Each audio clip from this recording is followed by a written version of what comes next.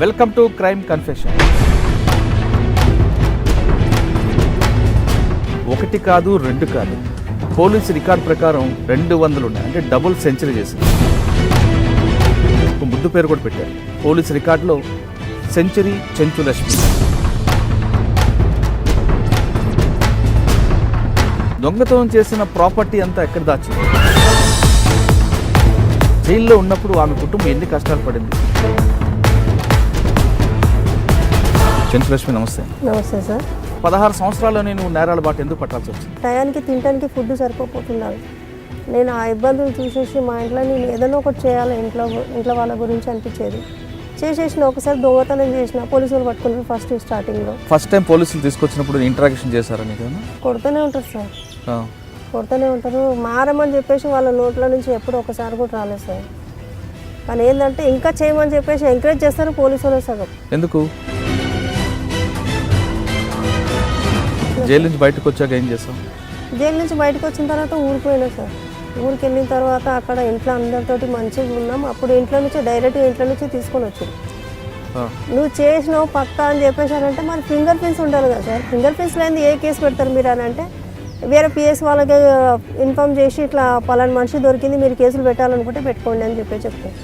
అట్లా మేము 1-2 కేసులు చేసినా కానీ మా ఇంట 10 కేసులు 15 కేసులు బుక్ చేస్తారు. జైలుకి వెళ్ళి వచ్చిన తర్వాత మీ ఊరు వెళ్తే పబ్లిక్, మీ ఊరు పబ్లిక్ ఎవరు రానిచ్చేవాళ్ళు కదా సార్, ఎవరు రానిచ్చేవాళ్ళు కదా. అక్కడ ఇక్కడికి వస్తే మా పరువు పోతుంది, ఈ పిల్ల ఈ ఊర్లో ఉంటే బాగుండదు, ఈ పిల్ల జైలు పోయి వచ్చిందంట, ఇట్లా అంట అట్లా అంట అని ఎంతో బ్యాడ్గా మాట్లాడుకునేవాళ్ళు. తాళం ఎలా ఎరగొడతావు? గట్టిగా గాడ్రేజ్ కప్పులు అంటే తాళాలు ఉంటాయి కదా, వాళ్ళ దగ్గర రాడ్స్ ఉంటాయి సార్, ఆ రాడ్స్ తోటి ఇరగొడతారు. లోపలికి వెళ్ళి ఏం చేస్తావు? లోపలికి వెళ్ళి నేనైతే ఫస్ట్ కిచెన్లో దూరుతాను సార్. ముందు తింటానికి చూస్తా, తిన్న తర్వాత ఆ తర్వాత ఏ పని చేసుకుంటా నేను. పోలీస్ రికార్డులో నీ మీద 200 కేసులు కనిపిస్తున్నాయి. 200 దొంగతనాలు ఒక ఆడపిల్ల ఎలా చేసింది? అంటే దాంట్లో చేసిన కొన్ని కేసులు ఉన్నాయి, పెట్టిరు ఎక్కువ శాతం పెట్టిరు మాకు. అంటే 2 రకాలు కనిపిస్తున్నాయి మోడ్ ఆఫ్ ఆపరెంట్. ఒకటి తాళాలు వేసిన ఇల్లు పగలగొట్టడం, 2 బస్ స్టాండ్లో బస్సుల్లో తిరుగుతూ పక్కన లేడీస్ బ్యాగులు కూడా తీసుకెళ్ళేవారు. స్నాచింగ్ అనేది నాకు రాదు సార్, చేసేది ఒకటి హౌస్ బ్రేకింగ్ తప్ప ఇంకొక వేరేది చేయండి. ఆ దొరికి నేను ఏం చేసావు సార్? ఇంట్లో ఫ్యామిలీ మెంబర్స్కి మంచిగా చూసుకోవాలనుకున్నా. రాజేంద్ర నగర్లో ఇల్లు కట్టినా సార్, పోలీసు వాళ్ళకి గుంజేసుకున్నారు ఇల్లు కూడా, పోలీసు వాళ్ళకి కబ్జాలు అయిపోయింది. శివరామకృష్ణ గారి ఇంటరాక్షన్ ఏ విధంగా ఉండేది? చాలా టూ మచ్ సార్. కళ్ళలో కారం వేసి ఇంకా నువ్వు నిజం చెప్పినావా మంచిదని అంటే చేసింది చెప్తారు కానీ చేయండి ఎందుకు చెప్తారు సార్? ఒక్కొక్కసారి అనిపిస్తుంది ఈయన కొట్టే దెబ్బకి చచ్చిపోయింటే బాగుండని చెప్పేసి అనిపిస్తుంది. వాడికి ఇచ్చినామని చెప్పు, వీడికి ఇచ్చినామని చెప్పాలంటే ఏమి ఇచ్చినామని చెప్పాలా? గోల్డ్ వానికి ఆ మార్వాడానికి ఇచ్చినామని చెప్పండి అని అంటే వాడికి ఇస్తే కదా మేము చెప్పేది. వాడికి ఇయ్యంది ఎక్కడి నుంచి చెప్పాలా? వాడి నుంచి మేము ఎట్లా కూడా తీసుకుంటామని అంటారు. సగానికి సగం పోలీసు వాళ్ళు దోసుకొని తినడానికి ఉన్నారు సార్ అక్కడ. ఒకటేసారి షూట్ చేసి పడేస్తే పీడనే ఇరగడం అవుతుంది కదా సార్, దీని బాధ ఏందో మీకు అని అంటే నేను ఒక్కొక్కసారి పిఎస్లో అట్లా మాట్లాడితే వాళ్ళు ఏమంటారు, అరే నేను అంత తేలిక ఎవరు చంపుతారే, కానీ నిన్ను చంపడానికి మాత్రం మాకు పర్మిషన్ వచ్చిందంటే ఎట్లా కాలుస్తాం మాకే తెలుసు అని చెప్పేసి పోలీసు వాళ్ళు బెదిరియడం. చెంచులక్ష్మి ప్రెస్ మీట్ ఏంటంటే కిలోల కొద్ది బంగారం వెండి చూపిస్తుంటారు. మొన్న లేటెస్ట్ ప్రెస్ మీట్లో కూడా గిన్నెలు వెండి గ్లాసులు అని చూపించారు.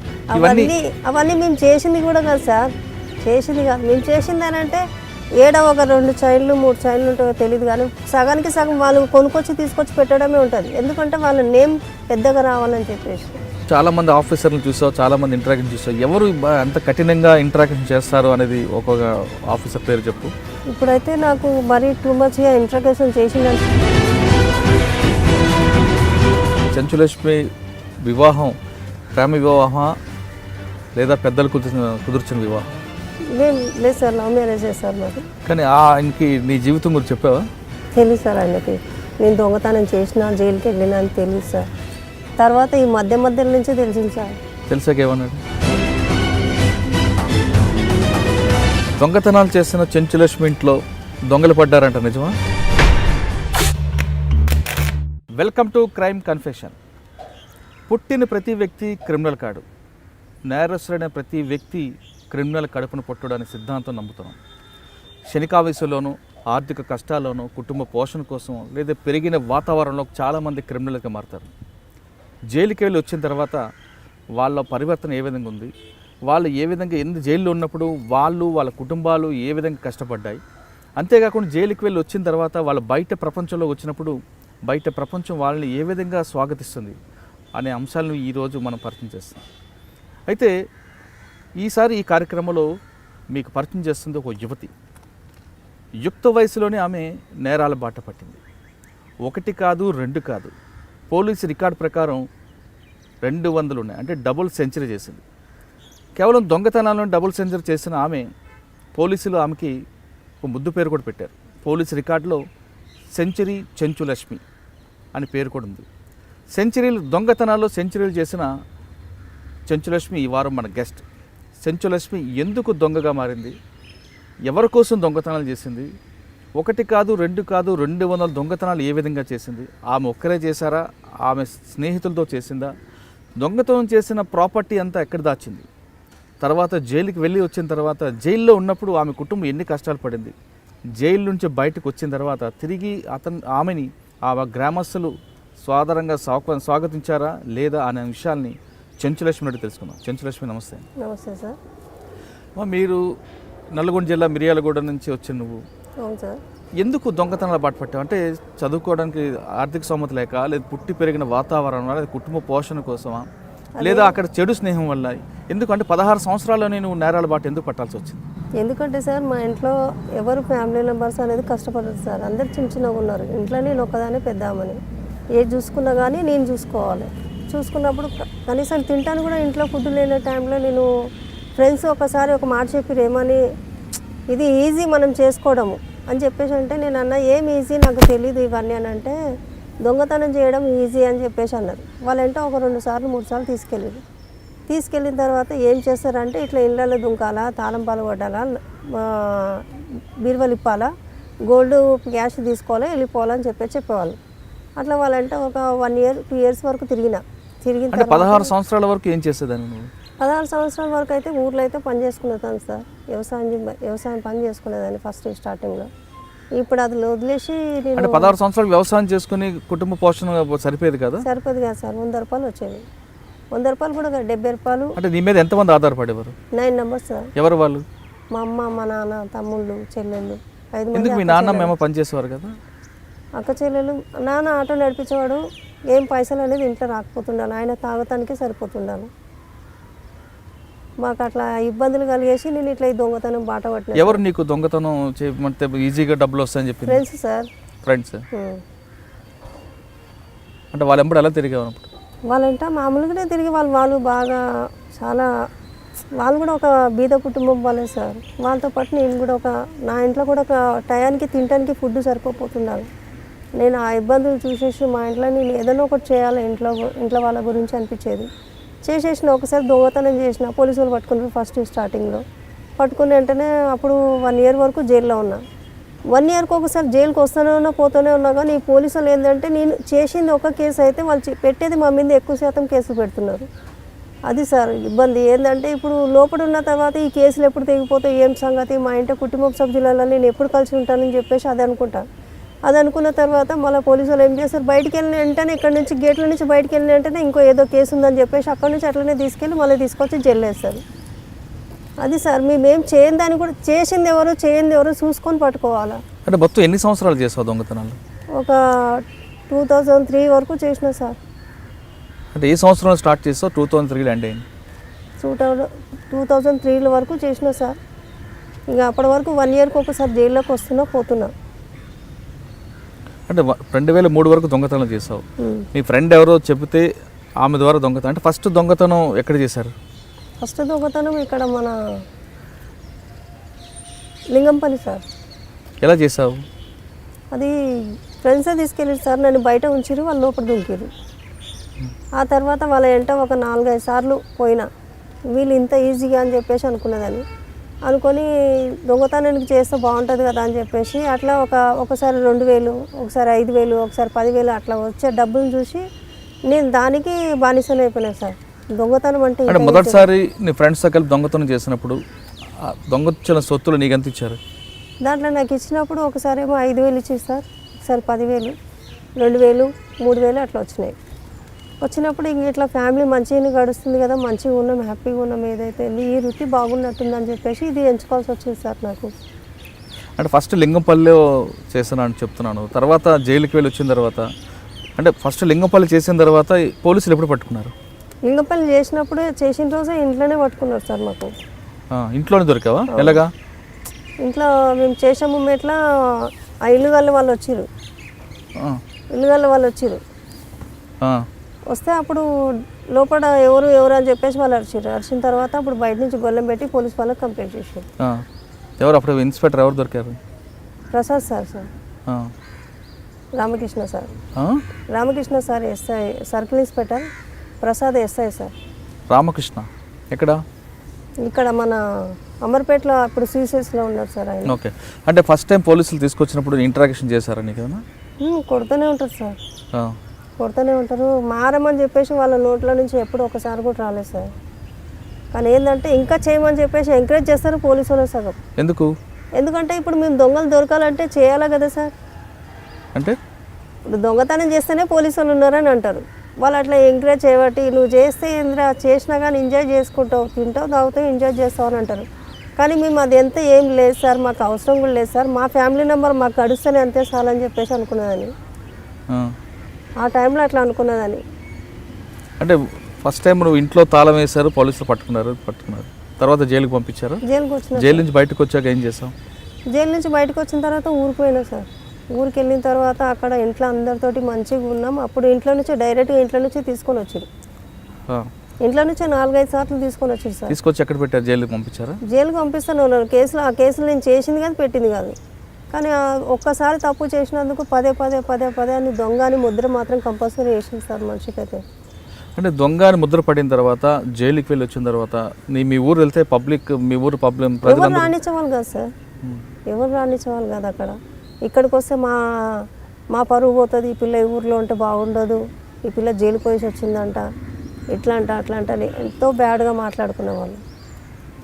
కానీ జైలుకి వెళ్ళి రెండోసారి వచ్చిన తర్వాత మళ్ళీ ఇంకొకసారి ఎక్కడ దొంగతనం చేస్తాం? దొంగతనం అంటే మామూలుగా సార్, ఇప్పుడు వాళ్ళు ఫ్రెండ్స్ వదిలేసి అందరూ వదిలేసిన తర్వాత ఇప్పుడు నా సొంతంగా నేను చేసుకొని తింటా అన్న మూమెంట్లో చేసిన ఒక 2-3 సార్లు దొంగతనం చేసిన తర్వాత ఈ పోలీసులు ఏం చేస్తారంటే 1-2 సార్లు దొంగతనం చేస్తే అది క్యాచ్ చేసేస్తున్నారు. క్యాచ్ చేసేసి ఏమవుతుందంటే ఇది కంపల్సరీ చెంచులక్ష్మి చేసిన దొంగతనమే అని చెప్పేసి పోలీసు వాళ్ళు కన్ఫామ్గా చేసేస్తున్నారు. అసలు నేను చేయలేదు సార్, నాకు అది సంబంధమే లేదు సార్ అంటే, లేదు నువ్వు చేసినావు అని చెప్పేసి నానా టార్చర్ చేయడము, అక్కడ హింసలు పెట్టడము, నువ్వు చేసినావు అని చెప్పేసి మస్తు కొట్టడము, ఇట్లా చేసేవాళ్ళు. చేసినా కానీ సార్ నేను చేసిందో చేయలేదో నేను ఇక్కడ ఉండగా మీకు ఒకటే మాట చెప్తున్నా సార్, నేను దొంగతనం చేస్తే నేను ఒప్పుకుంటా. అవును సార్ బాధ్యతతో నేను దొంగతనం చేసిన నా ఇంటి వాళ్ళ గురించి చేసుకున్నా, తిన్నాం తాగినాం అయిపోయినాయి సార్ అని చెప్పేవాళ్ళం. కానీ ఏం చేస్తారంటే నువ్వు చేసినావు పక్కా అని చెప్పేసారంటే మరి ఫింగర్ ప్రింట్స్ ఉండాలి కదా సార్. ఫింగర్ ప్రింట్స్ లేని ఏ కేసు పెడతారు మీరు అని అంటే, వేరే పిఎస్ వాళ్ళకి ఇన్ఫామ్ చేసి ఇట్లా పలానా మనిషి దొరికింది మీరు కేసులు పెట్టాలనుకుంటే పెట్టుకోండి అని చెప్తారు. అట్లా మేము 1-2 కేసులు చేసినా కానీ మా ఇంట 10 కేసులు 15 కేసులు బుక్ చేస్తారు. అంటే దొంగతనం ఇంతకుముందు ఫ్రెండ్స్తో చేసి తాళం పగలకొట్టడం, పోలీస్ రికార్డులో డే టైమ్ అఫెండర్ చెంచులక్ష్మి తాళం వేసిన ఇల్లు టార్గెట్ చేస్తుంది, అది కూడా పగటిపూట చేస్తుంది అంటారు. అంటే పగటిపూట ఎందుకు చేయాల్సి వస్తుంది? ఎందుకంటే పగటిపూట మధ్యాహ్నం పూట ఎవరు ఉండరు కదా సార్, మధ్యాహ్నం పూట ఎవరు ఉండరు. మీరు దొంగతనం చేయడానికి సమర్థించాను నేను కూడా, కానీ అప్పుడు ఆర్థిక పరిస్థితులు బట్టి కుటుంబ నేపథ్యంలో చేశాను. కానీ చేసిన దొంగతనాలు ఏ విధంగా చేసేదాన్ని? పగటిపూట చేసేదానివా, రాత్రిపూట ఎంతమందితో కలిపి చేసేదా? అంటే ఎలా, ఏ విధంగా రెక్కి చేసేవాళ్ళు, ఎలా చేసేవారు? పగలపూటనే సార్, మధ్యాహ్నం 1-1:30 మధ్యలో చేసేవాళ్ళం. అంటే ముందు తాళం వేసులు చూసుకుంటావా? చూసుకుంటాం సార్. ఏ విధంగా? మామూలుగా ఇటు నడిచే చూసుకుంటూ పోయేవాళ్ళం. చూసుకుంటూ పోయి ఆ ఇంట్లో ఎవరు లేరు కదా అని చెప్పేసి. ఆ ఇంట్లో ఎవరు లేరనే విషయం మీకు తెలుస్తుంది? ఆ గేటుకు తెలుస్తుంది సార్, గేటుకు తెలుస్తుంది. గేటుకి ఎలా తెలుస్తుంది? తాళం వేసి ఉంటుంది. బయట గేటుకు తాళం వేసి ఉంటే ఇంట్లో కూడా లాక్ వేసి ఉంటుంది అని. అవును, కొంతమంది లోపల నుంచి తాళం వేస్తారు కదా, వేసుకుంటే మేము దొరికిపోతాం అంతే సార్. ఓకే, ఒక తాళం వేసుకుని చూసుకుంటారు, తర్వాత ఎప్పుడు దొంగతనం చేస్తారు? ఆ నిమిషంలో ఆ క్షణంలోనే చేసేస్తాం. ఎవరెవరు? నువ్వు ఇంకెవరు చేసేవారు? ఫ్రెండ్స్ చేసేవాళ్ళం. చేసేసి వెళ్ళిపోయేవాళ్ళం. తాళం ఎలా ఎరగొడతావు? గట్టిగా గాడ్రేజ్ కప్పులు అంటే తాళాలు ఉంటాయి కదా, వాళ్ళ దగ్గర రాడ్స్ ఉంటాయి సార్, ఆ రాడ్స్ తోటి ఎరగొడతారు. లోపలికి వెళ్ళి ఏం చేస్తావు? లోపలికి వెళ్ళి నేనైతే ఫస్ట్ కిచెన్లో దూరుతా సార్. ముందు తింటట్టుకు చూస్తా, తిన్న తర్వాత ఆ తర్వాత ఏ పని చేసుకుంటా నేను. అంటే ముందు తలుపు పగలగొట్టి లోపలికి వెళ్ళి కిచెన్లోకి వెళ్తావు, అంటే ఆకలితో వెళ్ళి చూసుకున్న తర్వాత ఏదైనా ఉంటే తింటా, లేకపోతే దానిక ఏం లేకపోతే బెడ్రూమ్లో దూరి ఇల్మారి మొత్తం ఎత్తుకులాడతాం సార్. అలాగా నువ్వు చేసే దొంగతనాల్లో ఏ ఇంట్లో ఎక్కువగా భోజనాలు దొరికాయి, ఏ ఇంట్లో ఎక్కువగా బంగారం దొరికింది? బాగా గుర్తున్న ఇల్లు అంత ఐడియా లేదు సార్, మర్చిపోయినాం సార్. జనరల్గా వాళ్ళ ఇంటి భోజనాలు బాగుంటాయా అందరి ఇంట్లోని? బాగానే ఉంటాయి సార్. ఏంటంటే సార్ ఒకప్పుడు చేసినాం దొంగతనం సార్. ఇప్పుడు మాత్రం మాకు దొంగతనం గురించి నేను అసలు దాని జోలికి కానీ, దాని ఊసుకు కానీ, దాని పాపం చుట్టుపక్కల కానీ, దాని దొంగతనం ఇక్కడ జరుగుతుందంటే అక్కడ సైడ్లో నుంచి చాలా దూరంలో ఉండాలనిపిస్తుంది సార్. అంటే మీలో మార్పు వచ్చిందని అంటాం. కానీ దొంగతనాలు చేస్తున్నప్పుడు పోలీస్ రికార్డ్స్లో చెంచులక్ష్మి చిన్నపిల్లలను తీసుకొని కిటికీలు తాళం వేసిన ఇంట్లోకి వెళ్ళడం, కిటికీల్లోండి లేదంటే విండోస్ లేదంటే మన వెంటిలేటర్లో తలుపులు తీసి ఆ గ్లాసుల్లోంచి చిన్నపిల్లలు లోపలికి పంపి దొంగతనాలు చేస్తుంటుంది అంటారు, నిజమా? లేదు సార్, అది రాంగ్ ఇన్ఫర్మేషన్ సార్. చిన్నపిల్లలు అనేది మా ఇంట్లో ఎవరు లేరు సార్. మీ ఇంట్లో కాదు, బయట బస్ స్టాండ్లో ఉన్న బస్ స్టాండ్ పిల్లలు కూడా నాకు అవసరం కూడా లేదు సార్. పిల్లలు తీసుకొని నేను ఎందుకు చేస్తాను సార్? చేస్తే నేను ఒకదాన్ని చేస్తాను, లేకపోతే అంటే ఎవరిని ఎంట తీసుకొని తిరగను. ఒకప్పుడు ఫ్రెండ్స్ ఉండాలి, తిరిగేదాన్ని ఫ్రెండ్స్ అంట. తర్వాత ఇప్పుడు నేను జైలుకి పోయినా ఒక 4-5 సార్లు జైలుకి పోయి వచ్చిన కానించి వాళ్ళు నీతో పాటు మేము కూడా దొరికిపోతున్నాము, నీతో పాటు మేము ఉండం తల్లి, ఎక్కడైనా వెళ్ళిపోతానంటే వెళ్ళిపోండి అని చెప్పిన. ఇంకా డైరెక్ట్గా మా అమ్మ వాళ్ళ ఇంటికి పోయినా. మా అమ్మ అన్నది నువ్వు ఇంట్లోకి అసలు కాలు పెట్టొద్దు, నువ్వు మా ఇంట్లో పుట్టి చాలా చెడు చేసినావు, అసలు నువ్వు వద్దు మాకు అని చెప్పేసి అని అంటే ఎక్కడ పోవాలి ఎక్కడ తెలియక ఏదో ఒక పని చేసి జైల్లోనే బాగుందని చెప్పేసి దొంగతనం చేసి జైలుకి పోయిన తర్వాత మా అమ్మ నాన్న ఆ టైంలో ఏమన్నా వాళ్ళు నువ్వు దొంగతనం చేస్తున్నారు, మా ఇంటి దగ్గరకు వచ్చి పోలీసు వాళ్ళు ఊకే అంటారు, మా పరువు పోతుంది, మా ఇజ్జత్ పోతుంది, నువ్వు రాకరా అని చెప్పేసి వాళ్ళు తిట్టిన కానించి వాళ్ళ ఇంటికి పోవడం బంద్ చేసిన తర్వాత సరేలే వీళ్ళు రానినప్పుడు ఏం చేయమంటావు, ఎక్కడైనా హాస్టల్లోనే ఉండి ఏదైనా పని చేసుకోవడం బతకడం అని బెటరు అని చెప్పేసి అనిపించే మూమెంట్లో ఈ పోలీసు వాళ్ళు ఆ పలానా దగ్గర కనిపించిందంటే కథం ఇక్కడనే ఉంటుంది అని చెప్పేసి క్యాచ్ చేసి తీసుకొని వెళ్ళిపోయేవాళ్ళు. కానీ పోలీస్ రికార్డులో నీ మీద 200 కేసులు కనిపిస్తున్నాయి. 200 దొంగతనాలు ఒక ఆడపిల్ల ఎలా చేసింది? 200 దొంగతనాలు సార్. నేను అసలు దాంట్లో యాక్చువల్టీ దాంట్లో చేసిన కొన్ని కేసులు ఉన్నాయి, ఎక్కువ శాతం పెట్టిరు మాకు. కొన్ని కేసులు వాస్తవంగా చేసావు? నిజంగా చేసిన సార్ కొన్ని కేసులు. అంటే 2 రకాలు కనిపిస్తున్నాయి మోడ్ ఆఫ్ ఆపరెంట్. ఒకటి తాళాలు వేసిన ఇల్లు పగలగొట్టడం, 2 బస్ స్టాండ్లో బస్సుల్లో తిరుగుతూ పక్కన లేడీస్ బ్యాగులు కూడా తీసుకెళ్ళేవారు. లేదు సార్, నాకు ఆ పని రాదు సార్. స్నాచింగ్ అనేది నాకు రాదు సార్. చేసేది ఒకటి హౌస్ బ్రేకింగ్ తప్ప ఇంకొక వేరేది చేయను నేను. హౌస్ బ్రేకింగ్ ఎన్ని చేస్తుంటావు నీ లెక్క ప్రకారం? సుమారు అంటే ఒక 50-70 అట్లా చేసింటా సార్. ఇప్పుడు ఏంటంటే 50-70 చేశారంటున్నావు. 50-70లో ఫెయిల్ అయినవి ఎన్ని ఉన్నాయి, సక్సెస్ అయినవి ఎన్ని ఉన్నాయి? సక్సెస్లో దాంట్లో ఒక 40 ఉంటాయి సార్, ఫెయిల్ అయినవి సగానికి సగం ఉన్నాయి సార్. అంటే సక్సెస్ అంటే ఏంటి, ఫెయిల్ అంటే ఏంటి? సక్సెస్ అంటే కొన్ని దొరికినాయి, కొన్ని దొరకంది. ఆ దొరికినవి ఏం చేసావు? దొరికినవి ఏం చేసినాం సార్, ఇంట్లో ఫ్యామిలీ మెంబర్స్కి మంచిగా చూసుకోవాలనుకున్నా. రాజేంద్ర నగర్లో ఇల్లు కట్టినా సార్, పోలీసు వాళ్ళకి గుంజేసుకున్నారు ఇల్లు కూడా, పోలీసు వాళ్ళకి కబ్జాలు అయిపోయింది. సో ఓకే, పోలీసు వాళ్ళు కబ్జాలు అయిపోయినా పర్లేదు, ఇప్పుడు కాకపోతే ఎప్పటికైనా కానీ కష్టపడినా కానీ ఏదైనా చేసుకున్నా బతుకుతాను నేను అని చెప్పేసి అనుకున్నా. లాస్ట్కి వస్తే పోలీసు వాళ్ళు మమ్మల్ని రాజేంద్ర నగర్ పిఎస్ వాళ్ళు పట్టుకున్న తర్వాత అప్పటి నుంచి ఇక మమ్మీ నేను చాలా అప్సెట్ అయిపోయినాం. ఎందుకు ఇట్లా ఇంతగానో మేము ఇంత ప్రేమతో కట్టుకున్నా కానీ ఇల్లు గుంజేసుకుంటున్నారు అని చెప్పేసి. అంటే దొంగలించే సొమ్ముతో ఇల్లు కట్టుకోవడం నేరమే? అదే కదా సార్, అది మేము అనుకున్నాం, అట్లనే వదిలేసుకున్నాం సార్. పోలీసు వాళ్ళు అన్నారు మా కబ్జాలోకి వచ్చేసింది ఇల్లు, అసలు ఆ ఇంటి సైడ్ కూడా మీరు పోవద్దని చెప్పేసి అంటే వదిలేసినాం. అంటే ఇప్పుడు 40-50-70 దొంగతనం చేస్తున్నట్టున్నావు. ఎంత దొరుకుతాయి సార్? పోయినప్పుడల్లా ఒక 30,000-20,000 దొరకడం మా కష్టం ఇప్పుడు.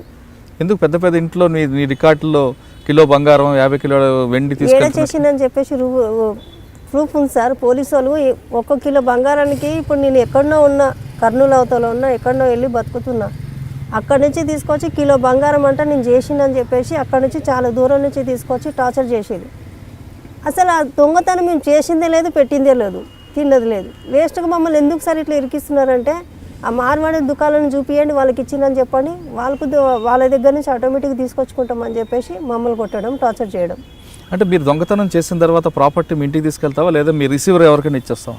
ఫస్ట్ స్టార్టింగ్ అయితే రిసీవర్కి ఇచ్చేస్తాం సార్, ఇంట్లో ఏది పెట్టుకోము. తర్వాత రిసీవర్డు ఒక ఆయనను పట్టుకుంటాం, 10 మందికి ఇయ్యము. కానీ ఏంటంటే ఆయన కూడా సడన్గా ఆయనను కూడా ఎవరైనా ఒకరు పట్టించిందంటే వాడు కూడా మోసపోతాడు. అంటే 40 ఇంట్లో అంటే ఎక్కువగా బంగారం దొరికిన ఇల్లు ఎక్కడ ఉంటుంది? ఎక్కువ శాతం అంటే ఇప్పుడు బంగారం పెట్టట్లేదు సార్. అప్పుడు అప్పట్లో ఈడ పెడుతున్నారు సార్, దొంగతనాలు ఎక్కువైపోయినాయి దేశం మీద, ఎవరు పెడుతున్నారు సార్? కానీ నేను వదిలేసిన సార్ అవన్నీ. నువ్వు వదిలేసావు, కానీ అప్పుడున్న పరిస్థితుల్లో ఏ ప్రాంతాల్లో ఎక్కువగా ఈ ఇంట్లో బంగారం ఉంది, ఈ ప్రాంతంలోకి వెళ్తే మనకు సక్సెస్ అవుతాం అనేది మీకు ఐడియా ఉంటుంది? సార్ అట్లా ఏం లేదు సార్, మామూలుగానే ఎక్కడైనా కానీ మామూలుగా దొరికింది, కానీ కిలోల కొద్దిగా మాత్రం ఎక్కడ దొరకలేదు సార్ నాకు. అంటే ఎక్కువ లింగంపల్లితో పాటు ఎక్కువ ఎక్కడ చేస్తుంటారు? లింగంపల్లి, కుక్కడపల్లి, తర్వాత మన గచ్చిబౌలి, తర్వాత ఎక్కువ శాతం అంటే ఇక్కడ అమర్పేట సైడ్ సార్. అంటే లింగంపల్లి, కుక్కట్పల్లి, గచ్చిబౌలి ఎందుకు ఎంచుకున్నావు ఎక్కువ? పోలీస్ రికార్డులో కూడా ఆ పోలీస్ స్టేషన్లో రాజేంద్ర నగర్ ఆ ప్రాంతంలో ఎక్కువగా కనిపిస్తుంది దొంగతనం. లేదు సార్, రాజేంద్ర నగర్లో తక్కువ ఉన్నాయి సార్. అంటే కుక్కట్పల్లి, లింగంపల్లి ఎందుకు ఎంచుకున్నావు? అప్పుడు ఫ్రెండ్స్ అప్పుడు అక్కడ తీసుకెళ్ళేవారు ఆ ఏరియా, నాకు తెలియదు ఈ ఏరియా కూడా, నేను కొత్తగా హైదరాబాద్కి రావడం అప్పుడు ఆ ఏరియాలు చూపిస్తుంటే నేను అనుకున్నా ఇవన్నీ ఏంటివి ఇవన్నీ అంటే, ఇక్కడ ఇవి ఒక ఊరే, మీ ఊర్లో ఎట్లా మీ పల్లెటూరులో ఇదొక ఊరు అని చెప్పేసి అనేవాళ్ళు. నేను అట్లా 2-3 సార్లు పోయిన వాళ్ళంటే పోయినప్పుడు చూసిన, ఇది మియాపుర, ఇది కుక్కడపల్లి, ఇది ఇక్కడ ఉంటుందా, ఇక్కడ ఇవన్నీ ఏరియానా అని చెప్పేసి గమనించేదాన్ని. ఓకే, సక్సెస్ అయ్యే ఇల్లు కాకుండా ఫెయిల్ అయిన ఇంట్లో అంటే దొంగతనంకి వెళ్ళి తాళం పగల కొట్టి కష్టపడి లోపలికి వెళ్ళిన తర్వాత ఏమీ దొరకకుండా బయటకు వచ్చే ఇల్లులు కూడా ఉంటాయా? ఉంటాయి సార్, వాళ్ళు మొత్తం బ్యాంక్లోకి వేసుకున్న తర్వాత మనం పోయి ఏం చేసుకుంటాం సార్ చెప్పండి? అంటే కిచెన్లో కూడా ఏం దొరకదా? కిచెన్లో ఫుడ్ దొరుకుతుంది, ఒక్కొక్క టైంలో ఫుడ్ తింటే తినండి లేకపోతే లేదా అంటారు. నేను ఒక్కొక్కసారి అనుకునేదాన్ని ఎందుకు వీళ్ళు ఇట్లా చేస్తారు అని చెప్పి, దొంగలు ఎక్కువైపోయారు, మనుషులు కూడా జాగ్రత్త పడుతున్నారు అనుకునేదాన్ని. అంటే కొంతమంది తాళం లోపటి నుంచి వేసుకొని లేదంటే లైట్లు వేసి అంటే ఎవరో లోపల ఉన్నామని చెప్పడానికి చేస్తుంటారు, అటువంటిప్పుడు ఏం చేస్తాను? అట్లా ఉన్నప్పుడు నేను దగ్గర కూడా పోకపోతుంటే, మనుషులు ఉన్నారు లేదో ముందు కిటికీ నుంచి చూసేదాన్ని, ఉన్నారంటే బయట నుంచి బయటికి వెళ్ళిపోతుంటే, లేదు ఎవరు లేరు అన్న మూమెంట్లో లాక్ వలగొడుతుంది. అంటే మధ్యాహ్నం టైంలోనే? మధ్యాహ్నం టైంలో సార్. ఓకే, అంటే ఆ ఇల్లు డబ్బు గల ఇల్లా లేదా మామూలు ఇల్లు అని ఎలా తెలుస్తుంటుందా? మామూలుగా అంటే డబ్బు ఇప్పుడు వాళ్ళు పేదవాళ్ళ, డబ్బు గల లేదా మామూలు మధ్యతరగతి కుటుంబం అని ఎలా తెలుస్తుంటుంది? అంటే ఒక మామూలుగా అంటే ఒక మామూలుగా ఇట్లా చూసేదాన్ని, చూస్తుంటే ఇల్లు తెలిస్తే ఇంట్లో చాలా వాడు ఎంతో కష్టపడి సంపాదించుకొచ్చుకొని ఇంట్లో పెట్టుకొని ఉంటాడు, మనం నిమిషాలు కొద్దిగా మనం దొంగతనం చేస్తే వాడు ఎంత చేపలు పెడతాడో ఏం పడని చెప్పేసి అనిపించేది. సరేలే ఇప్పుడు మన పరిస్థితి బాగాలేదు, ముందు పాయింట్ అయితే ముందు దూరం అయితే చేద్దాము, చేసిన తర్వాత వాడు ఎన్ని తిట్టుకున్నా కానీ ఇక్కడ కాకపోయినా రేపటికల్లా పైకి వెళ్ళినా కానీ ఆ తప్పేందో ఆయన ముందర చెప్పాలి కదా అని చెప్పేసి అనిపించేది సార్ నాకు. కాదు సంచలక్ష్మి, ఇప్పుడు చెప్పిన సెంటిమెంట్ బాగానే ఉంది, అంటే దొంగతనం చేసే ముందు నీ మనసుకు కూడా తప్పు అని తెలిసిన తప్పని పరిస్థితుల్లో చేస్తాను, కానీ ఆ ఇల్లు డబ్బు గల ఇల్లు, పేదవాడి ఇల్లు అని మీరు అలా గుర్తుపడతారట కదా? ఖాళీ పోయేటప్పుడే చూసుకుంటాం సార్, అది పేదవాని ఇల్లా ఉన్నోని ఇల్లా ఏం సంగతి అని చెప్పేసి. కానీ మంచిగా బయట ఇల్లు చూడగానే ఒక లుకింగ్ మంచిగా అనిపిస్తుంది సార్, దీంట్లో డబ్బు ఉంటుంది, పోదాం దీంట్లో పోయి చేద్దాం అని. చేసిన తర్వాత ఏముండదు సార్, మళ్ళీ ఏం పెట్టుకోరు కూడా, పోతాం ఖాళీగా వచ్చేస్తాం. అంటే ఇల్లు బాగున్నా లోపలికి వెళ్తే ఏముండదు, మొత్తం హుషారు పడి వేసేసుకుంటున్నారు వాళ్ళు. ఇంత కష్టపడడం లోపలికి వచ్చి అనవసరం అనిపిస్తుంటుందా? కానీ మొత్తం వెళ్ళిన తర్వాత ఏం దొరకలేదు, ఇటువంటి ఇంటికి రాకూడదు అనే ఇల్లు కూడా ఉంటాయా? ఉంటాయి సార్. ఏమున్నాయి అలాగా? ఆ ఇంట్లో మనం మనం అంతా ఎత్తుకులాడు వచ్చినా కానీ ₹1 కూడా దొరకదు, బయటకు వచ్చి ఇల్లు చూస్తేనేమో ఇంత బాగుంది, మనిషి చూస్తేనేమో ఇట్లా ఉండడం అని చెప్పేసి అనిపిస్తుంది. అంటే అప్పుడు మీ దగ్గర డబ్బులు ఆ ఇంట్లో పెట్టవా? నేను ఎందుకు పెడతా సార్, నేను దొంగతనం చేసినకి వస్తే ఆ ఇంట్లో నా డబ్బులు ఎందుకు పెట్టి రావాలి? అంటే కొంతమంది అక్కడ కష్టాలు చూసి డబ్బులు పెట్టి వస్తుంటారని చెప్తుంటారు. లేదు సార్, అంటే మొత్తానికి అయితే డబ్బు గల ఇల్లు, డబ్బు లేని ఇల్లు అనేది ముందు గుర్తుంచుకొని లోపలికి వెళ్తుంటారు. ఓకే, ఈ చిన్నపిల్లలతో దొంగతనాలు చేయించావు అనేది చెప్తుంటారు పోలీసులు, అది ఏంటి ఎంతవరకు వాస్తవం? చిన్నపిల్లలతో అసలు నేను దొంగతనం చేపియను సార్, అసలు నాకు సంబంధమే లేదు చిన్నపిల్లలు. నా కేసులో ఎక్కడైనా చూడండి చిన్నపిల్లలు లేనే లేరు. దుండిగల్ పోలీస్ స్టేషన్ లిమిట్స్లో చెంచులక్ష్మితో పాటు చిన్నపిల్లలతో ఇంట్లో పంపిస్తుంది, తాళాలను పగలగొట్టి పంపిస్తుంది అని దుండిగల్ పోలీస్ స్టేషన్లో ఉంది. దుండిగల్ పిఎస్ అది ఎక్కడ కూడా నాకు తెలియదు సార్.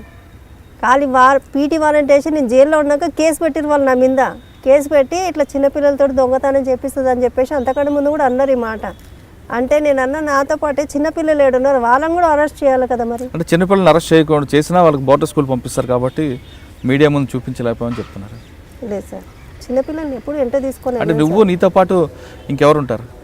నేను, మా మమ్మీ, బ్రదర్స్ అందరూ దొంగతనం చేస్తారు? అందరూ ఎవరు చేయరు సార్. దొంగతనం నీతో పాటు ఎవరు వస్తుంటారు? ఫ్రెండ్స్ వస్తుండాలి. ఎవరో ఫ్రెండ్స్?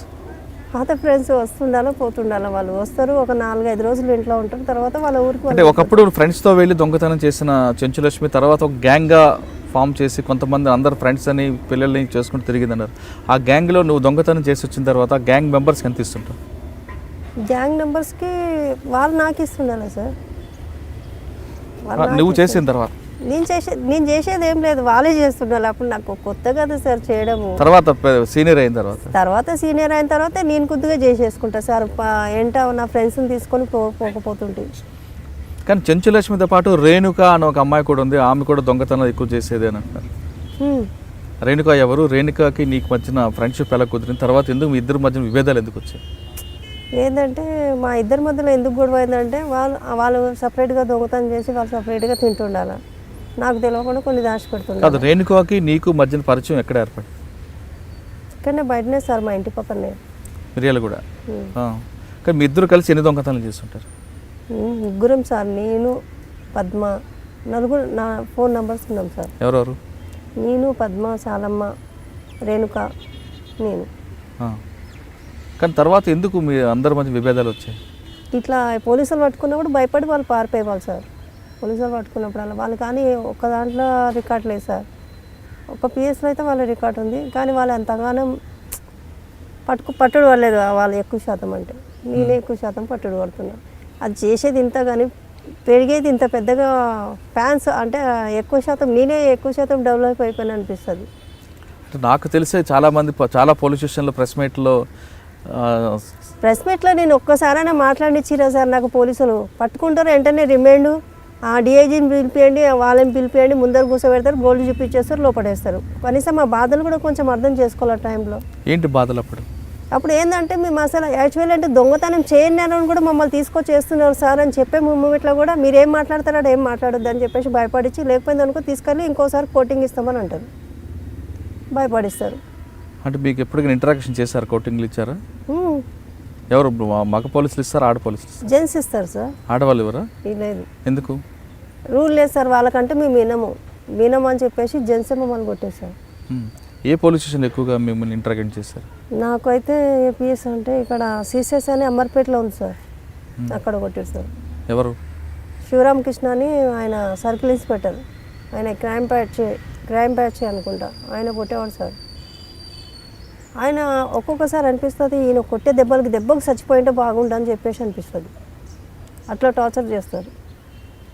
అంటే ఆడవాళ్ళకి మగవాళ్ళు కొట్టకూడదు కదా? కొడతారు సార్, అది మనలో ఉంటుంది. మగవాళ్ళు ఆడవాళ్ళని కొట్టొద్దు అని చెప్పేసి. కానీ ఈ పోలీసు వాళ్ళు ఏం చేస్తారంటే ఆడలో కొడుతురు అని చెప్పేసి మేజిస్ట్రేట్ ముందర తీసుకుపోయినా కానీ ఇంతగానో కొట్టినా కానీ ఏం కొట్టలేదని చెప్పండి అని చెప్తారు. శివరామకృష్ణ గారి ఇంటరాక్షన్ ఏ విధంగా ఉండేది? చాలా టూ మచ్ సార్. కళ్ళలో కారం వేసి, ఇంకా నువ్వు నిజం చెప్పినావా మంచిదని అంటే చేసింది చెప్తారు, కానీ చేయంది ఎందుకు చెప్తారు సార్? ఉత్తల పేర్లు చెప్పండి అంటే ఎందుకు చెప్తాం మేము? మాకేం అవసరము? వాడికి ఇచ్చినామని చెప్పు, వీడికి ఇచ్చినామని చెప్పాలంటే ఏమి ఇచ్చినామని చెప్పాలా? గోల్డ్ వానికి ఆ మార్వాడానికి ఇచ్చినామని చెప్పండి అని అంటే వాడికి ఇస్తే కదా మేము చెప్పేది. వాడికి ఇయ్యంది ఎక్కడి నుంచి చెప్పాలా? వాడి నుంచి మేము ఎట్లా కూడా తీసుకుంటామని అంటారు. సగానికి సగం పోలీసు వాళ్ళు దోసుకొని తింటానికి ఉన్నారు సార్ అక్కడ. ఇప్పుడు ఇంట్రాగేషన్ చెప్తున్న కళలో కారం వేయడం అన్నది ఇంకా కాకుండా ఇంకా వేరే చేసేవారు? లేదు సార్, ఇంకా ఏం లేదు సార్. కోటింగ్ అంటే లబ్బర్లు తీసుకొని బాగా కాళ్ళ మీద కొట్టడము, తర్వాత కళ్ళలో కారం పొడి వేయడము, చేతుల మీద బాగా కొట్టడము, అట్లా చేసేవాళ్ళు సార్. ఆ దెబ్బలు తింటున్నప్పుడు ఎందుకు రా చేసాం, ఇంకోసారి చేయకూడదు అనిపించలేదు ఎప్పుడు? ఆ టైంలో అనిపిస్తుంది సార్, ఎందుకని నీకు తప్పు పని చేసినా ఇన్ని అన్న దెబ్బలు తినడం అవసరమా నాకు అని చెప్పేసి అనిపించేది. కానీ ఏం చేసేవాళ్ళు, దెబ్బలు కొట్టిన తర్వాత మొత్తం అది మానేదాకా remind చేయకపోతున్నాను sir. 1 month 1 week 2 week అట్లా పిఎస్లో పెట్టుకునేవాళ్ళు. పెట్టుకొని ఆ మొత్తం ఆ దెబ్బలు మొత్తం వెంటనే రిమైండ్ చేస్తే మేము ఏడు జడ్జీలు చెప్పేసి వీళ్ళ డ్యూటీలు పోతాయని చెప్పేసి భయపడేవాళ్ళు. కానీ ఏంటంటే ఆడ వెంటనే ఒక వారం 2 వారాలు నెల వరకు పిఎస్లో పెడతారు సార్. అప్పుడు లేడీ కానిస్టేబుల్ ఉండేవారు? లేడీస్ కానిస్టేబుల్ ఉంటుంది సార్. కానీ మహిళల పట్ల ఎక్కువగా లైంగిక వేధింపులు జరిగేవి అక్కడ? లేదు సార్. సెక్సువల్ హెరాస్మెంట్స్ ఏం లేదు? లేదు సార్. కానీ కోటింగ్లు ఇవ్వడం ఉండేది. ఓకే. ఇప్పుడు నువ్వు రికవరీ కొంత చూపిస్తావు, ఆ రికవరీ మొత్తం ప్రెస్కి చూపిస్తారా లేదా కొంత దాచుతుంటారా? ఎవరు సార్? పోలీసు వాళ్ళు ఏం చేస్తారంటే వీళ్ళు ఇప్పుడు నేను ఒక ఇంట్లో చేసిన అని చెప్పేసి అని అడిగితే ఆ ఇంట్లో పోయి అడుగుతారు, ఇక్కడ దొంగతనం జరిగిందా జరగలేదంటే లేదు జరగలేదంటే ఇంకా ఇంటిది వాళ్ళకి వచ్చేసిందని చెప్పేసి అర్థం చేసుకుంటారు. అంతే సార్.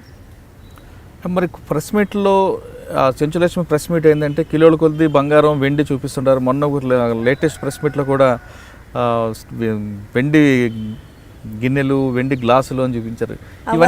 అవన్నీ మేము చేసింది కూడా కాదు సార్, చేసింది కాదు. మేము చేసింది అని అంటే ఏడా ఒక 2 చైన్లు 3 చైన్లు ఉంటాయో తెలియదు, కానీ సగానికి సగం వాళ్ళు కొనుక్కొచ్చి తీసుకొచ్చి పెట్టడమే ఉంటుంది. ఎందుకంటే వాళ్ళ నేమ్ పెద్దగా రావాలని చెప్పేసి. ఇప్పుడు దొంగతనం చేసి బయటకు వస్తున్నప్పుడు ఒకవేళ వెండి పెద్ద ఐటెంలు దొరికినప్పుడు ఎలా తీసుకొస్తారు బయటికి? పెద్ద ఐటమ్స్ ఇంతవరకు నుంచి అయితే నేను దొంగతనం చేసినప్పటి నుంచి అయితే ఒక్కసారి కూడా దొరకలేదు సార్ నాకు పెద్ద ఐటమ్స్ అనేది. కానీ వెండి గ్లాసులు వెండి చెంబులు అని అంటున్నారు కదా, అవైతే మేము అసలు ముట్టను కూడా ముట్టను. నేను ఓన్లీ గోల్డ్ క్యాష్ తప్ప వేరేది నేను అసలు ముట్టను. ఫస్ట్ పోలీస్ స్టేషన్లో ఫస్ట్ దొంగతనం చేసిన తర్వాత ఒక ఇంట్లోనే నీకు పబ్లికే పట్టించి చెప్పారు. తర్వాత నువ్వు ఏ విధంగా దొరికింది? పోలీసులు నీ కోసం చాలా తీవ్ర స్థాయిలో కష్టపడేవారు. ఎక్కడైనా దొంగతనం జరిగిందంటే ఇలా స్నాచింగ్ జరిగిందంటే ఆ మోడ్ ఆఫ్ ఆపరెంట్ చెంచులక్ష్మి గ్యాంగ్ది, చెంచులక్ష్మి ఎక్కడుంది అని తిరిగారు. అంత తీవ్రంగా కృషి చేస్తున్న పోలీసులకి ఏ విధంగా దొరికేదండి? ఏ విధంగా సార్, పోలీసులు ఇప్పుడు ఒక నంబర్ ఉంటుంది సార్, ఒక మక్బర్ ఉంటాడు. అంటే ఒక మన ఏరియాలో ఒక ఆయన ఉంటాడు. అరే పలానా మనిషి మీ ఏరియాలోకి వచ్చిందారా అది ఇది అని చెప్పేసి వాళ్ళని అడుగుతారు. అడిగినప్పుడు వచ్చిందన్న అంటే నాకు ఆమె కావాలరా అని చెప్పేసి అని అంటారు. సరే ఈ టైంకి రాన్న, ఈ టైంకి ఉంటుంది ఇంట్లో అని చెప్పి చెప్తారు. డైరెక్ట్ ఆ టైంలో ఇంట్లో ఉన్నప్పుడు డైరెక్ట్ ఇంట్లో నుంచి ఫ్యామిలీ నెంబర్ మధ్య నుంచి తీసుకొని వెళ్ళిపోతారు. వెళ్ళిపోయిన తర్వాత ఏమైందని చుట్టుపక్కల 10 మంది అడుగుతారు. ఎందుకు తీసుకుపోయారు, ఏం సంగతి అని అంటే అదేదో దొంగతనం చేసిందంట, ఇట్లా చేసిందంట అమ్మా, దాని జోలి వద్దు, దాన్ని ఊసొద్దు, మన ఇంటి ముందర అర్జెంటుగా ఈ నుంచి ఇల్లు కాల్ చేపియండి అని చెప్పేసి అని అంటారు. ఇట్లా ఎన్నోసార్లు చాలామంది నోట్ల నుంచి నేను ఎన్నోసారి ఇంట్లో మా ఇంట్లో వాళ్ళు ఒక్కొక్కసారి మేమేమన్నా చేసుకొని చచ్చిపోవాలన్నంత బాధ అనిపించేది వాళ్ళకి. అట్లా వాళ్ళంత బాధపడేవాళ్ళు. మళ్ళీ యాక్చువల్లీ నేను జైలుకి వెళ్ళినా కూడా జైల్లో నుంచి జైల్లోకి పోయినా కానీ ఎవరు చూస్తానికి కూడా రాకపోతున్నారు ఆ టైంలో నా దగ్గరికి. ఇంటర్లోంచే మీకు తీసుకొని పోలీసునికి వచ్చిన తర్వాత ఇంటరాగేట్ చేయకముందే మొత్తం వాస్తవం చెప్పుకునేదారు, లేదా ఇంటరాగేషన్ చేసిన తర్వాత ఒప్పుకున్నారు? నేను చేసింది చేయదే నేను అప్పుడే చెప్పేసేదాన్ని సార్. నేను చేసిన సార్, అవును ఈడ చేసిన, ఈడ అమ్మిన, పలాని దగ్గర ఉన్నది, ఈడికి పోతే దొరుకుతుంది సార్ మీకు అని చెప్పేసి నేను ముందు మీదే చెప్పేసుకుంటాను. తర్వాత ఏం చేస్తారంటే ఇంకా ఉంది ఇంతగానే ఇప్పించిన ఇంకా ఉంది అని బాగా హరాస్మెంట్ చేసేవాళ్ళు చాలా. ఇంకా ఉంది నీ మనసులో ఏమో దాచిపెడుతున్నా అంటే ఉన్న వాస్తవం చెప్పిన తర్వాత ఇంకా ఉంది అని అంటే ఏం చేస్తారు సార్, ఒకటేసారి నాకు రివాల్వర్ ఇవ్వండి సార్, కాల్చుకొని చచ్చిపోతాను నేను ఇక్కడనే అని చెప్పేసి అనేదాన్ని. నన్ను ఇట్లా టార్చర్ చేయకండి సార్, ఉన్నది చెప్తా, లేనిది చెప్పు, నువ్వు పుట్టించుకొని చెప్పు అని అంటే ఇంకేం నుంచి అని చెప్పాలి సార్. నాకు ఇంత టార్చర్ కంటే ఇంత మంది ఇచ్చి చంపేయండి సార్, ఊకే ఒకటేసారి షూట్ చేసి పడేస్తే పీడనే ఇరగడం అవుతుంది కదా సార్, దీని బాధ ఏందో మీకు అని అంటే నేను ఒక్కొక్కసారి పిఎస్లో అట్లా మాట్లాడితే వాళ్ళు ఏమంటారు, అరే నేను అంత తేలిక ఎవరు చంపుతారే, కానీ నేను చంపడానికి మాత్రం మాకు పర్మిషన్ వచ్చిందంటే ఎట్లా కాలుస్తాం మాకే తెలుసు అని చెప్పేసి పోలీసులు బెదిరియడం. కానీ పోలీసులు వెర్షన్ వేరే కనిపిస్తుంది. ఇంటరాగేషన్ రూమ్లో చెంచులక్ష్మి మాకు భయపడుతుంది, ఇంటరాగేషన్ చేస్తున్న టైంలో తల గోడ కొట్టుకోవడం, లేదా బ్లేడ్లతోనే గాజులతో చేతులు కోసుకోవడం, నేను సూసైడ్ చేసుకుంటా నన్ను వీళ్ళు ఇంటరాక్షన్ చేస్తే అంటూ ఆమె బెదిరిస్తుందని పోలీసులు చెప్తున్నారు. పోలీసులు నేను వాళ్ళకి బెదిరిస్తానని చెప్పేసి అన్న వాళ్ళు ఎవరు సార్ నా ముందర, అసలు వాళ్ళని తీసుకురండి. యాక్చువల్లీ అంటే పోలీసులు ఏంటంటే ముందు కొడతానికి కారం పొడి పచ్చిమిరపకాయలు తీసుకొచ్చి పెట్టి ఇవి ఏడాడిన పెడతామే నీకు అని చెప్పేసి వాళ్ళు హరాస్మెంట్ చేయడం, మమ్మల్ని ఇట్లా టార్చర్ చేయడము. ఎట్లా అంటే గలీజ్గా అసలు వరస్ట్గా మాట్లాడతారు అక్కడ పిఎస్లో, వరస్ట్గా మాట్లాడడం, గలీజ్గా మాట్లాడము. దీనికి చాలా దంచాలరా అది ఇదిరా అని చెప్పేసి మాట్లాడుకోవడము. దీనికి నైట్ మాత్రం కంపల్సరీ ఇంట్రాగేషన్ చేయాలా అని చెప్పేసి అంటారు. ఎందుకు పగలంతా మీరు ఎక్కడెక్కడో ఉంటారు, రాత్రి కాగానే మమ్మల్ని కొట్టాలని మీకు ఎట్లా అనిపిస్తుంది సార్ అంటే రాత్రిపూట నేనే మీకు ఇంట్రాగేషన్ చేసేదని అంటారు. రాత్రి ఇంట్రాగేషన్ ఎప్పుడైనా జరిగిందా? లేదు సార్. అంటే రాత్రి ఇంట్రాగేషన్ వేరే వాళ్ళు జరగడం చూసావా? వేరే వాళ్ళకి మొగలు కుట్టడం చూసినాం సార్. ఎలా కొడతారు అంటే రాకెట్ ఇట్లా పైనకి ఎక్కించి 2 చేతులు ఇట్లా పైన కట్టేసి అది తాడు పట్టి కింది గుంజడం, వాళ్ళు కింది గుంజుతుంటే వాళ్ళు పైకి ఎక్కడం, కాలు ఈ రెక్కల మీదనే వేట మొత్తం ఉండడం అంట. అట్లా జెంట్స్ కొట్టడం టైంలో మమ్మల్ని తీసుకెళ్ళాడు, కూర్చోబెడతాడు. మీకు కూడా నెక్స్ట్ ఇట్లనే అవుతుంది చెప్పండి నిజం ఏందా అని చెప్పేసి అని అంటారు. నువ్వు ఎంత కొట్టుకున్నా కానీ మా నోట్ల నుంచి వచ్చేది ఒకటే మాట, అని చెప్పేసి అంటే ఓహో నెక్స్ట్ ఇది అది అయిపోయినాక దీనికి ఎక్కియంట్రా అని అంటారు. అట్లా భయపడిస్తారు. ఓకే, కానీ పోలీస్ స్టేషన్ నుంచి ఒకసారి పారిపోవడానికి కూడా ప్రయత్నం చేస్తాం అనేది ఉంది. లేదు సార్, ఏపీఎస్ నుంచి నేను వెళ్ళలేదు సార్. సరూర్ నగర్ నుంచి పారిపోదామని ఐడియా చేసినా కానీ ఎందుకనంటే వాళ్ళు పెట్టే టార్చర్కి అట్లా నా మనసులో అట్లా వచ్చేసి చేయాలా, ఈ పని చేయాలా, అసలు వీళ్ళకి దొరకకుండా ఎక్కడైనా దూరం వెళ్ళిపోవాలి, లేకపోతే నీకు ఏదైనా ఒకటి చేసుకుని చచ్చిపోవాలనిపిస్తుంది నాకు. అట్లా ఆ టైంలో అట్లా చేస్తారు వీళ్ళు. అట్లా పారిపోదామని ట్రై చేసిన సార్, మళ్ళీ దొరికిపోయినా నేను అన్నీ. దొరికిపోయినప్పుడు ఇంట్రాక్షన్ ఇంకా ఏ స్థాయిలో ఉండేది? ఇంకా చాలా టూ మచ్ ఉండేది సార్.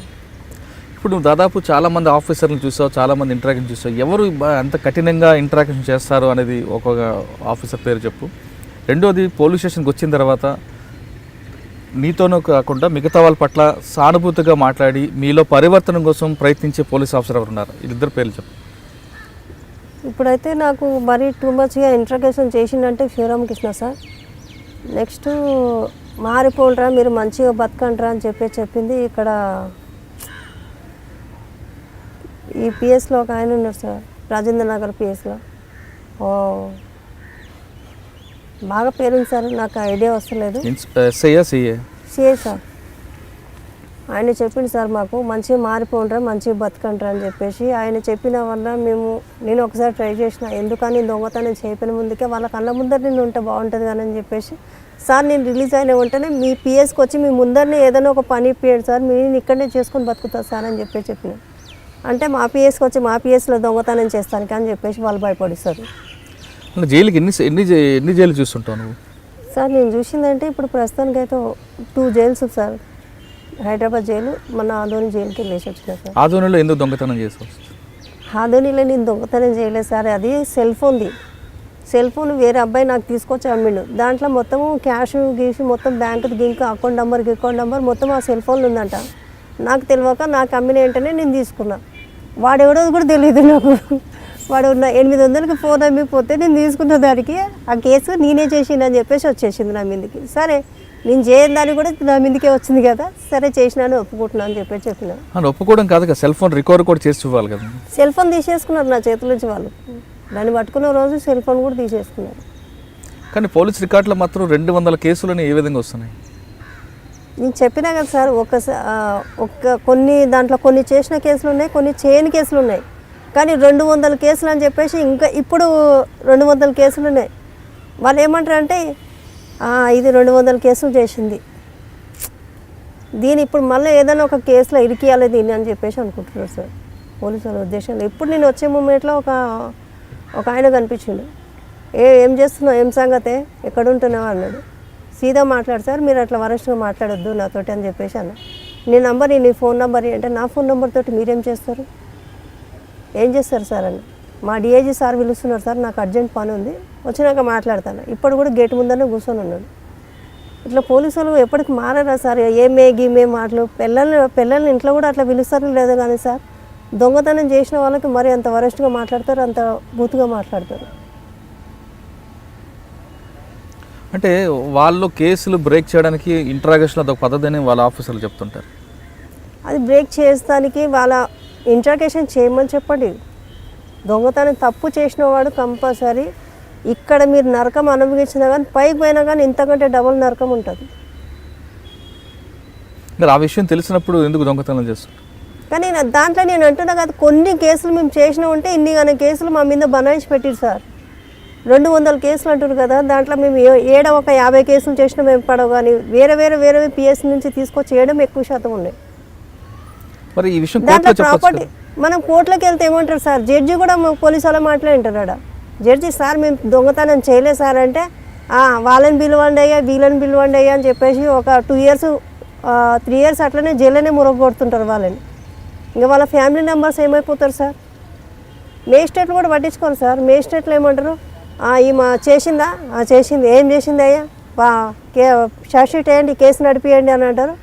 అది మళ్ళీ ఒక 6 months తర్వాత కేసు అయిపోతుంది అని చెప్పేసి మేము ఎదురు చూసాము. ఇట్లా పోలీసులు మళ్ళీ ఏదైనా ఒక కేసు తీసుకొచ్చి చేయడం. సార్ మేము ఈ కేసు చేయలేదు సార్, ఇది అనవసరంగా వేస్తున్నారు సార్ అంటే, చేయండి వేస్తారమ్మా మీకు అని చెప్పేసి మేజిస్ట్రేట్లు అంటారు. ఓకే, కానీ ఈ కేసులు, ఈ వ్యవహారం, కోర్టులు, జడ్జీలు, అడ్వకేట్స్ తిరుగుతున్నప్పుడు మీ కుటుంబ సభ్యుల సహకారం ఉంటుందా? ఉండదు సార్. మరి వాళ్ళ కోసం కదా దొంగగా మారావు. ఆ టైంలో ఏమంటే నేను మా పిల్ల దగ్గరికి నా బిడ్డ దగ్గరికి నేను పోయేసేస్తే పోలీసులు కూడా నన్ను పట్టుకుపోతారని చెప్పేసి వాళ్ళు కూడా భయపడేవాళ్ళు సార్.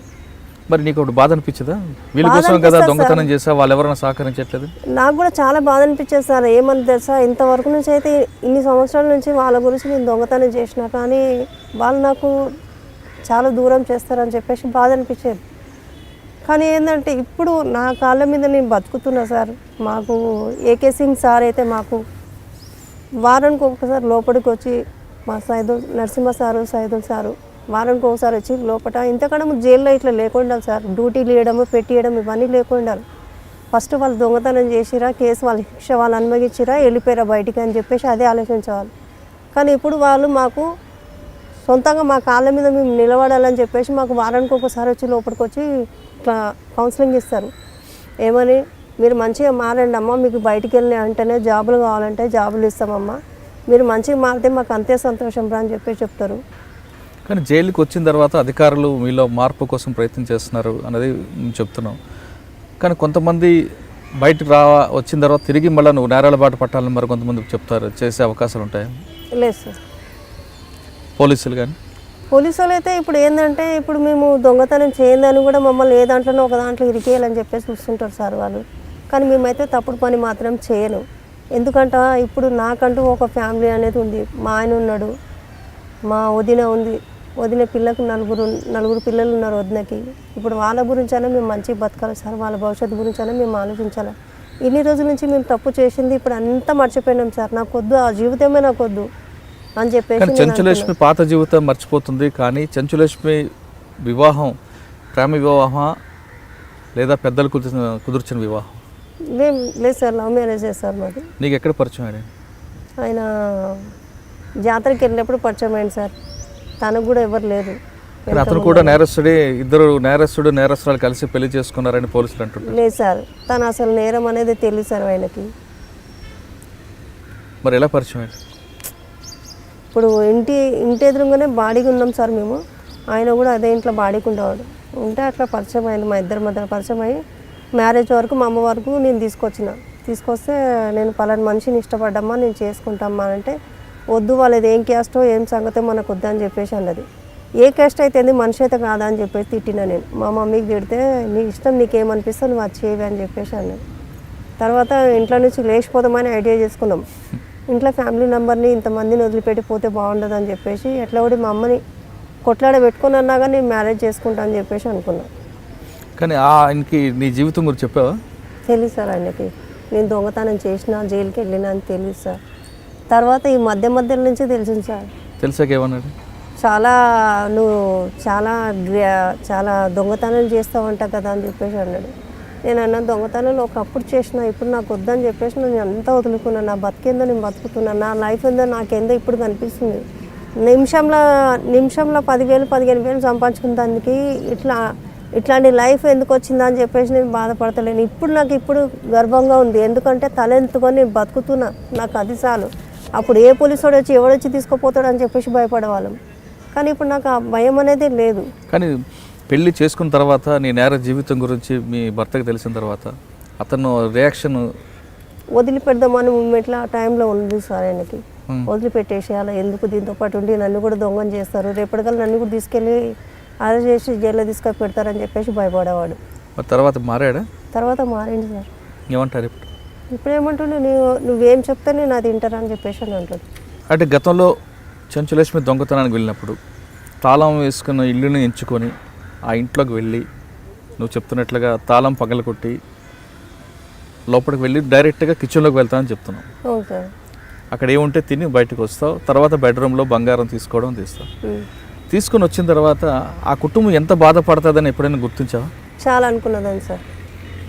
వాళ్ళు ఎంతగానో తిట్టుకుంటారో మేము, ఇది వాళ్ళు ఎన్నో రోజుల నుంచి కష్టపడి పెట్టుకునేది, నిమిషం కొద్దిగా మేము ఖాళీ చేస్తే వాళ్ళు ఎంతగానో మారిపోసుకుంటారు, ఎంతగానో తిట్టుకుంటారు అని చెప్పేసి ఏం తిట్టుకున్నా కానీ అది మన కడుపు తిప్పలకే. రేపటికల్లా దేవుడికి ఇట్లా అడిగినా కానీ సమాధానం చెప్పుకున్నంత లేదు నా దగ్గర అనిపిస్తుంది.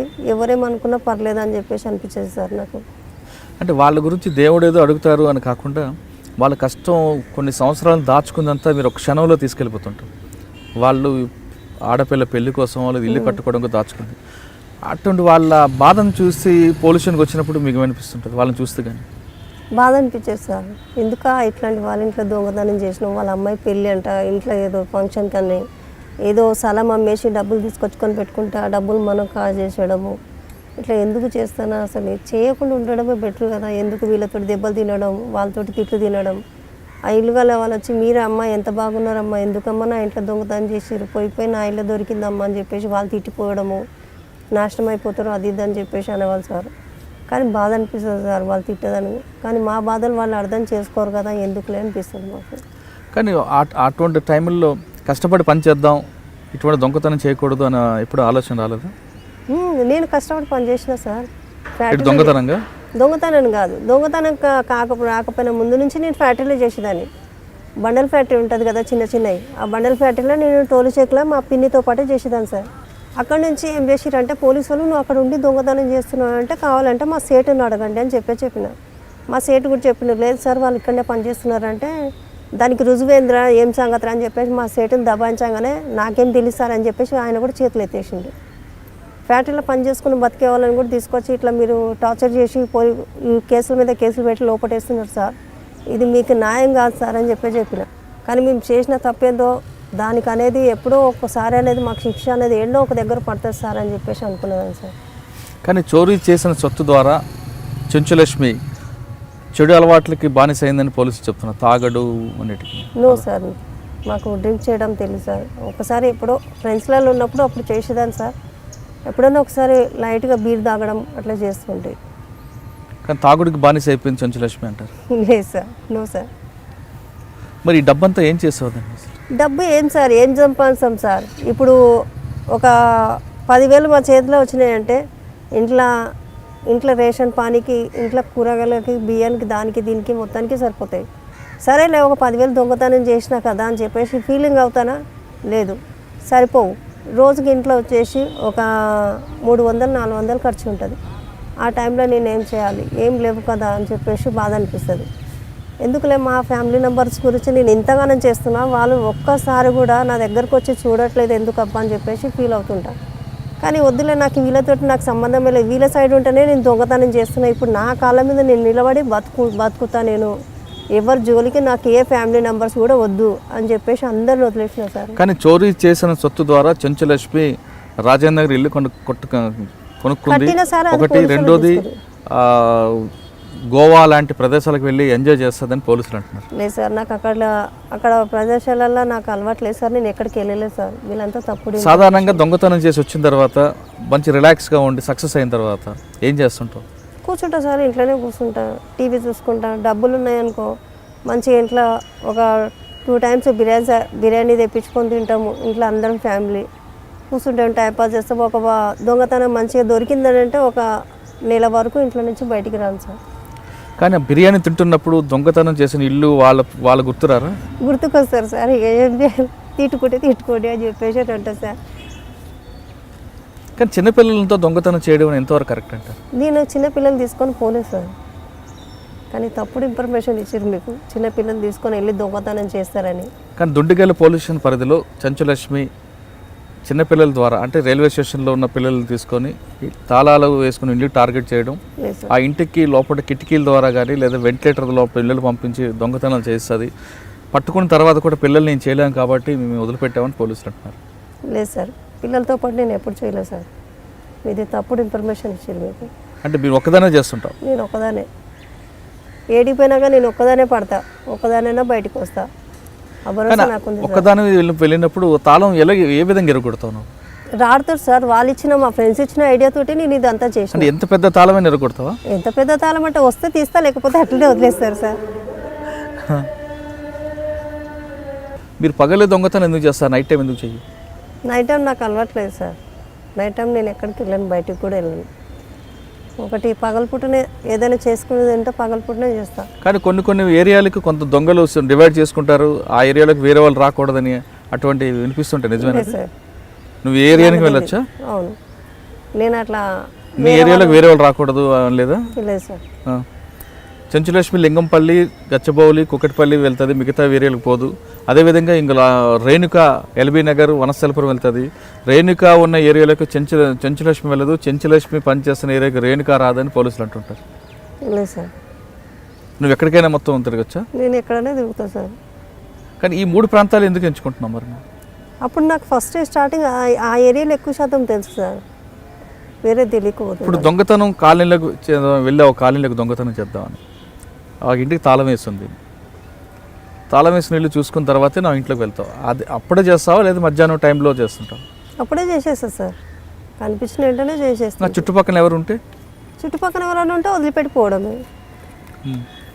చేసిన తర్వాత అదే రూట్లో వెళ్ళిపోతావా లేదంటే కాసేపు ఉంటావా అక్కడ? చేసినట్టయితే వెళ్ళిపోతూనే ఉంటా, అక్కడ నిలబడను. ఎటుకు వెళ్తావు? డైరెక్ట్గా డైరెక్ట్ ఇంటికి వెళ్ళిపోతా. ఓకే. దొంగతనాలు చేసిన చెంచులక్ష్మి ఇంట్లో దొంగలు పడ్డారంట, నిజమా? అవును సార్, అది మా ఇంట్లో నేను జైలుకి వెళ్ళిన తర్వాత ఇంట్లో ఎవరు లేని టైంలో, అసలు యాక్చువల్లీ అంటే ఎవరు లేకుండా వాళ్ళందరూ ఊరికి వెళ్ళిపోయారు. ఊరికి వెళ్ళిపోయిన తర్వాత ఇంట్లోకి వచ్చిర్రు, తాళం బలగొట్టి ఇంట్లో మొత్తం బట్టలు గిట్టలు మొత్తం ఎత్తుకపోయారు.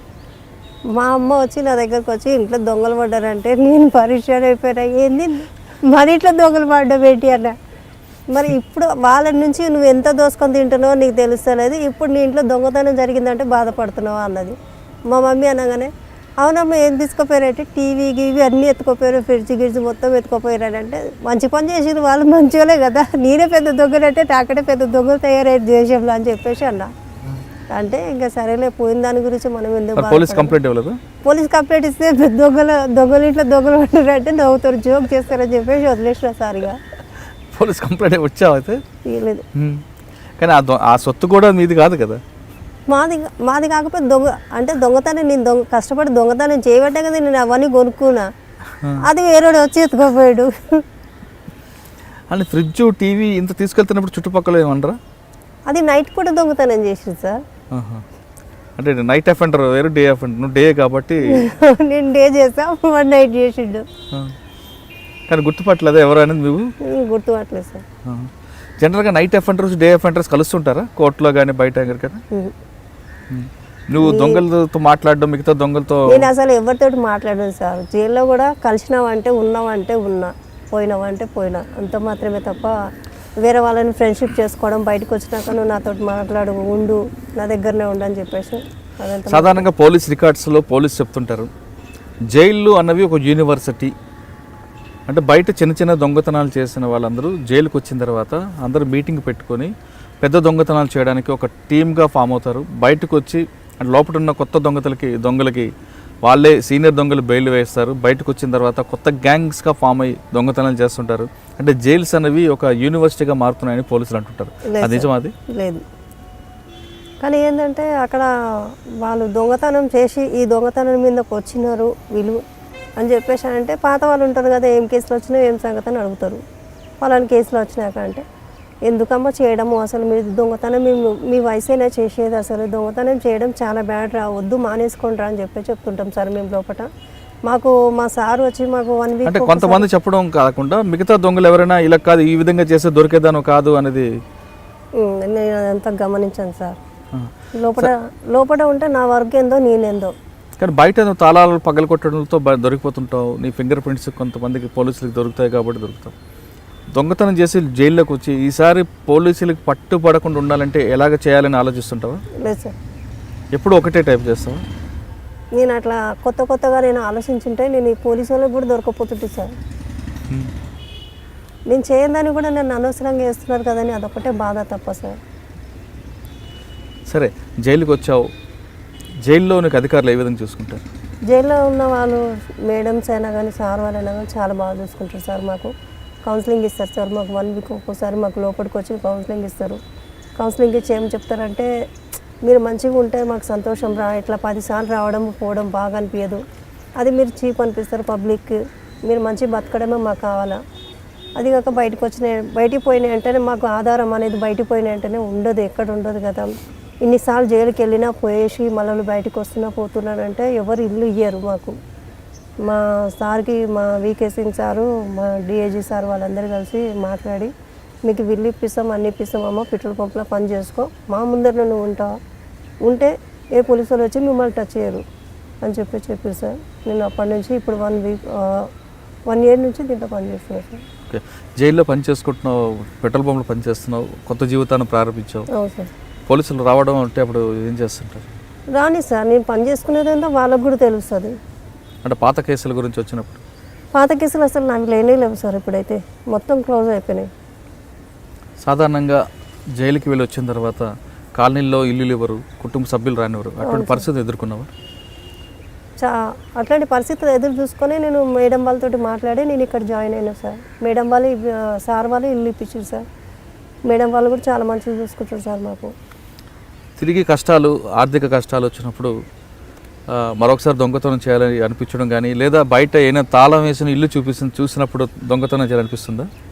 ఫస్ట్ అట్లాంటి ఫీలింగ్ ఉండేది సార్ నా మనసులో. ఇప్పుడైతే నేను పని చేస్తుంటే నాకు ఎందుకు ఈ బతుకు, పాత బతుకు నాకు అసలు వద్దు చీ అని చెప్పేసి అనిపించింది సార్ నాకు. ఒకసారి ఏడ కనిపించినా కానీ మనకొద్దు, నాకు ఆ జీవితం వద్దు. ఇప్పుడు ఈ జీవితం కంటే ఈ జీవితం చాలా బాగుంది, నా పాత జీవితం అసలు బాగాలేదు అనిపిస్తుంది సార్. కానీ తాళం వేసిన ఇల్లు చూస్తున్నప్పుడు ఏమనిపిస్తుంటుంది? ఏమనిపించదు సార్, మామూలుగా వెళ్ళిపోతా.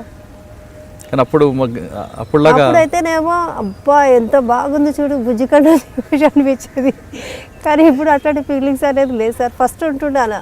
ఎందుకని అంటావా, ఇప్పుడు మాకు ఈ డ్యూటీలు పెట్టించారు మా సార్ వాళ్ళు, మా మేడం వాళ్ళు చాలా మంచిగా సార్. వాళ్ళు మాకు చాలా బాగా. తాళం వేసిన ఇల్లు చూడగానే మీకు ఫీలింగ్ ఎలా ఉంటుంది? లేదు సార్, ఫస్ట్ స్టార్టింగ్లో అనిపిస్తుంది ఏంటంటే, ఫస్ట్ జైలుకి అంతకంటే ముందు ఒక 2003లో అప్పుడు అనిపించేది తాళాలు వేయంగానే ఎంత బాగానే చూడు, ఎంత ముద్దుగానే చూడు అనుకునేదాన్ని.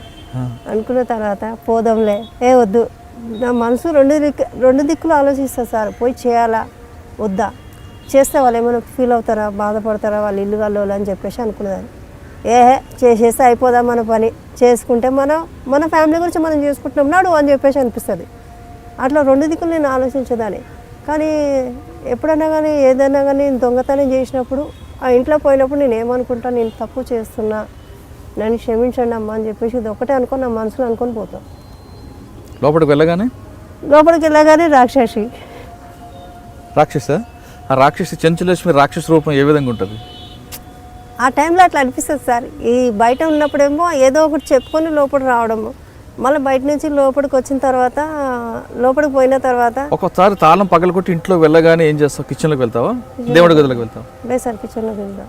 ఎప్పుడు కూడా ముందు ఏమున్నా కానీ తినేస్తా, తర్వాత పని చేసుకుంటా సార్. ఒకవేళ ఆ టైంలో ఎవరైనా ఎదురుపడ్డారు ముసలి వాళ్ళు కానీ, అప్పుడు ఏం చేస్తావు? ఏం చేయరు, నమస్తే సలాంలేకుం బాయ్, పోతున్నా ఉండు మంచిగా అని చెప్తా సార్. అలా ఎదురుపడ్డారు ఎవరైనా? ఎవరు పడలేదు సార్. సరే, ఆఖరి క్వశ్చన్ చెప్పు సంచులక్ష్మి. చాలా మంది యువత అంటే ఇప్పుడు నీ కష్టం, నీ స్టోరీ వెంటే కుటుంబ సభ్యులు నీ మీద ఆధారపడడంతో తప్పని పరిస్థితుల్లో దొంగగా మారాను, తిరిగి మంచి జీవితంలోకి వచ్చావు. ఇప్పుడు ఉన్న యువతకి, చాలామంది నీలాగే కష్టపడుతున్న యువతులకి, చెడు మార్గాన వెళ్ళడానికి ఆలోచించే యువతకి నువ్వు చెప్పే మెసేజ్ ఏంటి? ఏంటంటే వాళ్ళు అట్లాంటి తప్పుడు దారులలో వెళ్ళొద్దు, మంచిగా బతకడండి. మంచిగా కష్టపడి బతకడం అనేది ఒక తృప్తి, అదొకటి ఫీలింగు.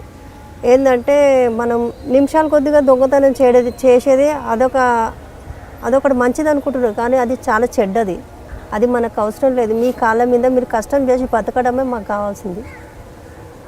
కానీ మా వికే సింగ్ సార్ అయితే మాకు ఈ జాబ్ ఇప్పించి ఆయనకు చాలా మేము రుణపడి ఉన్నాం సార్. ఎందుకంటే ఆయన మాకు మంచిగా చేయాలని చూస్తున్నాడు. మేము కూడా ఆయన పేరు మేము కూడా నిలబెట్టాలని చూసుకుంటున్నాం సార్.